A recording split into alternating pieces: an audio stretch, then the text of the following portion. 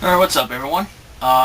This is Rancer, SSF4, and I'm trying to speak as clear as I can, but whenever I do on my camera, it just happens. Sometimes it sounds like I'm blabbering so much without speaking properly, and it just happens, but anyway, I digress. Let's talk about this update video, and judging by the update videos, yes, I am going to talk about a couple things I'm going to plan on doing. And so I'm going to talk about the first one I want to talk about is my Watch Dogs playthrough. Obviously, you know, Watch Dogs is a game that's been in development for a couple years, has been delayed a couple of times, and it was originally planned to come out in the holiday season last year, coming out for the PS4 first, and then the other console versions afterwards. But unfortunately, though, Ubisoft delayed the game until May, which is going to come out next Tuesday. Okay, and a lot of people, and they said that the reason they're doing it is because they want to polish the game a little bit more, which I definitely do understand. I mean, most of the time, it's not a big issue. I mean, most of the time, yes, it is sad that a game is getting delayed. Hey, but it's not. But most of the time, it does not result in a bad thing, because sometimes delaying a game to polish it usually results in a much more better, well done, polished game. Okay, and true, there were some games from the past year and so forth that had this problem, but it resulted in controversial moments like Rayman Legends was no longer Wii U exclusive, or some other sorts of stuff like and sorts of stuff. There were some other games in that, but Rayman Legends is one example I know of a prime example of a game being delayed for absolutely no reason and causing so much controversy regarding to the game. So Watch Dogs, I am definitely looking forward to this game because I've been waiting. Actually, a lot of us have actually been waiting for this game to come out for a very, very long time, actually. And like I said, I am actually looking so forward to this game. Originally, I pre-ordered the Wii U version of the game, and because from what I've actually heard news from a few months ago, Ubisoft actually wants to polish the Wii U version as well to make it one of the best versions of the game. But the problem is, because they wanted to take full utilization of the gamepad and stuff, Ubisoft Montreal, who's in charge of the Wii U version, has delayed the Wii U version until the holiday season to polish the version so it can also take advantage of the gamepad. Which at first glance I thought that was a good idea. Only there's one problem towards this. The PS4 version, the other versions are coming out next Tuesday, and the Wii version is getting delayed until like the fall or holiday season, to which I would say for Wii U owners, I just think it just makes some Wii U owners pretty mad, to be honest, though. Because by delaying the Wii U version, that means they either have to probably just wait for the Wii U version to come out, or if they already own the other consoles outside of the Wii U, they will probably get on the other console instead. And so, because of that, I actually changed my pre-order for the game from the Wii U version to the PS4 version, since I have a PS4. And I actually have my PS4 turned on. I'm gonna watch some Darkwing Duck episodes pretty soon. But anyways, so I do want to mention though too, is that yes, I will do a playthrough of the game, and that's going to be the playthrough I'm going to focus on the most, because that is one of my most anticipated games of this year. However though, there were some games that did come out from the past couple of weeks or so forth that some that I personally did play, but some I did not get the chance to try out or buy at this moment. You might be asking why. It's basically due to a couple reasons. Like, the one game I actually did play, but I never did a playthrough of, was the Whistleblower DLC for Outlast. And let me tell you, it was an amazing DLC. It really summed up and pretty much explained the story of the original Outlast a lot better, because it starts off like as a prequel story, and then all of a sudden it interacts with the main story, especially near the end. And sorry if it's spoilers alert, but this DLC is pretty much old right now. I think it's now a month old, I believe. Yeah, it's pretty much a month old. But trust me, it is a really, really good DLC and that stuff. If you're a big fan of survival game, you'll love the original Outlast. The DLC is definitely worth buying because it's extremely good. True, it does use the same stuff that the original Outlast did, but it still is a really good DLC, and the jump scares are still really well timed. I love the DLC in the game so much. In fact, even if I play it multiple times and know the jump scares are coming, I still get freaking scared. a lot of times because I know they're gonna come, but I still get jump scares like, huh. Okay. Anyway, I didn't do a playthrough of the original LS because one, it already came out last year on PC and it came out on PS4 in February. And since I became a PlayStation Plus member, I got the game for free when it was out in February. And the other reason I didn't do the Whistleblower DLC is actually because that since I don't have stream equipment, all I have is just my camera right here, who can't record and capture any details and that stuff when it comes to the darkness that's in Outlast, you pretty much cannot see anything in it all. So that's why I never did a playthrough of the games. But it's just to give you information. I did the Outlast DLC, which is really damn good. But there are two other games that I wanted to buy, but I never got the chance to play. And here's some of them. One is called Child of Light. It is an RPG game that's being made by sorry, and I don't remember the name of the studio. I think it's Art by Ubisoft. I think that's what it is. They're the same people that were in charge of Rayman Legends and its art design. And that's exactly what Child of Light actually is. Its art design and graphics are the same as Rayman Legends, just in a beautiful RPG style game. And personally, I don't play that many RPG games because most of them I just don't interested in. Like it's like, oh, it's boring or whatever. This is actually one of the few that I actually want to try out sometime. Like it came out at least a couple weeks ago.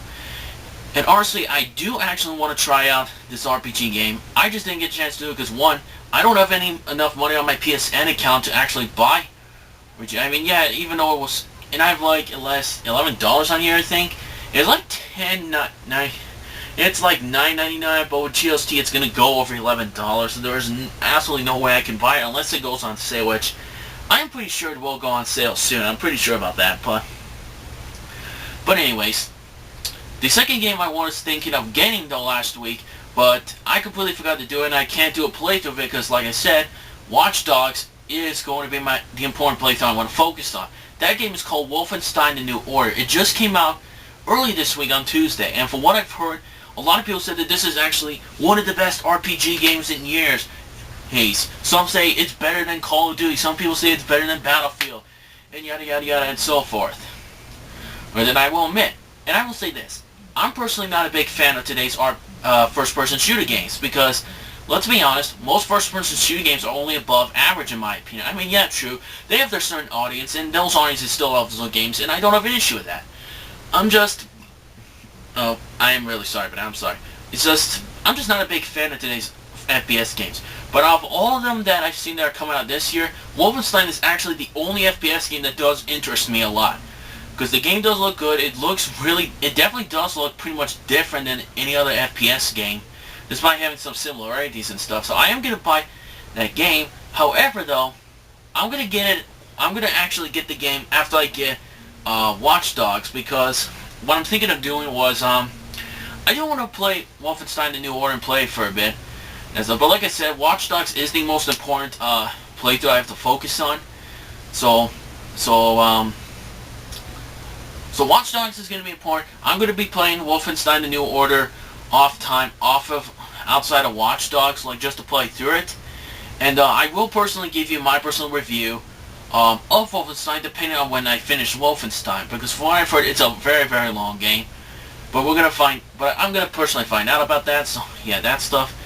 And the other thing I want to talk about is Mario Kart 8. Mario Kart 8 is a highly anticipated Wii U exclusive that comes out next Friday. Hey, and I'm actually really excited for this game. Why? Because I personally am a big fan of Mario Kart. I love the Mario Kart series a lot. They are very fun, entertaining games. And although, yes, they do repeat the same formula and not add that much new to it. And for some people, yeah, sometimes it's a flaw to them, and some people will say, well, it's the same, but it's still fun. I'm personally one of those people, to be honest. I just love Mario Kart 8 because of its fun, addicting gameplay. Hey, and honestly, when I was a little kid, I grew up with gaming, and pretty much gaming, in my opinion, was all about having fun. That was the point of gaming. And Mario Kart 8, and Mario Kart, in my opinion, was one of the best examples of this, because they are games that are mostly examples of fun. And yes, I will admit, a lot of times the Mario Kart series pretty much is the same, so it does get a bit stale seeing the same stuff. But I just love Mario Kart series, I just do. So I am gonna actually text my friend on my phone later, and I'm gonna see if he wants to come over this Friday for the launch of Mario Kart 8, because once I get the game and he comes over, we're just going to be playing Mario Kart 8 for hours and hours. There's to unlock so many characters, custom parts of a vehicle, and so including retro tracks and so forth. So it's going to be a very, very fun time, especially for us. The only problem though about this though is that I will not be able to record launch day multiplayer mode. The reason is because, like I said, me and my friend, we're going to be playing Mario Kart 8 for pretty much for hours and hours when the game comes out. You have to unlock several stuff. But what I can do is that there is the online multiplayer mode. And what I'm thinking is, this weekend, or sometime later this week, depending on which I feel like, I'll be recording and playing the online multiplayer for a little while. And upload you a compilation of online multiplayer. But keep in mind, since my camera's recorded, it can only record up to an hour and a half, that means every day I would have to edit these videos and stuff, and then I could just go back and play more Mario Kart 8. Which is basically what it is. But like I said, it just basically depends though. And let me see here. Oh yeah. So what I'm thinking is, if I really do like the online multiplayer Mario Kart 8, which I'm pretty sure I will, I'm pretty sure because I love Mario Kart and I love the online multiplayer and stuff, I'm gonna actually probably host tournaments maybe once in a while. So what I'm thinking is, once I play the online multiplayer, if I do like it a lot, I'll make my first tournament and I'll schedule a date. That's probably when it's going to actually happen. And I think what I'm going to do is once I actually pick a date that's going to be good, I'll leave a video for you guys and tell you, and I'll let you guys know what time they're going to be started, what time the tournaments are going to start, and when it's officially going to end. And now I could definitely record it. It depends though if I'm either going to record it or maybe not. It usually depends though on it just depends though on which one I'm gonna do. Plus I am gonna try the Mario Kart TV feature though, where you can upload it to YouTube. I'm just only gonna do maybe 1 or 2 videos just to test it a little, just to see how well this feature is. I mean, yeah, I know I'm gonna get like Nintendo claims or whatever from the copyright shit, but honestly, I just don't really care. I just don't care. I don't monetize my videos at all. I just don't really care, to be honest though. He's in what? Oh, sorry. I saw my PS4 man getting darker for a sec. Huh. Okay. Anyway, I was just kind of worried there for a sec. But anyway, that's Mario Kart 8 out of the way, and the last thing I want to talk about is Pokemon videos. Now, if you've probably been paying attention for the past month and that, I've mentioned before that I was going to upload 1 to 2 Pokemon videos every Friday.